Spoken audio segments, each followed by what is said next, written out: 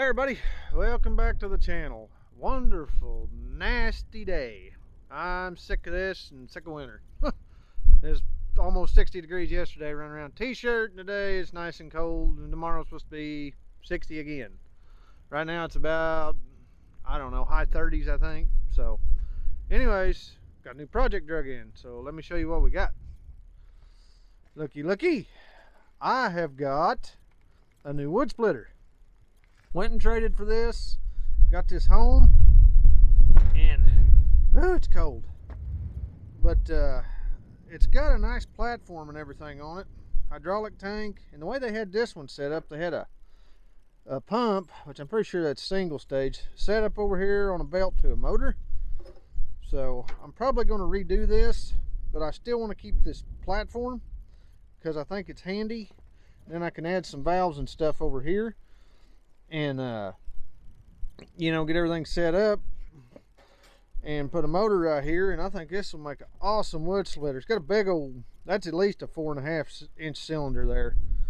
Really nice, big push plate, big I-beam, big, you know, wedge, which I'll probably redo that and put a thin one on, a good one, and make an adjustable with a cylinder on the other side. And we're definitely gonna put a log lift and stuff on this. So, and everything, get all this done.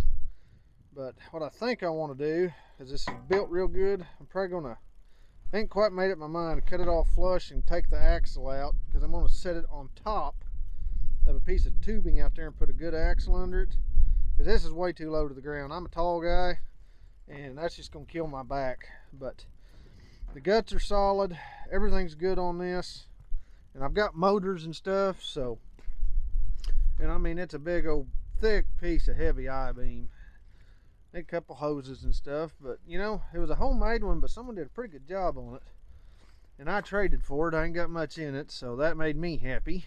But anyways, on this dog wanting to jump on me. But anyways, I want to get this all done, and you know, this will make an awesome wood splitter, big heavy duty one. So like I said, definitely gonna take that axle and stuff out anyway, but I'm gonna keep this platform the way they got it because I like it. And you know, I think we're gonna have something here. So the wood deal's been working out real good. I can't cut it fast enough and split it fast enough. Everything's been going awesome.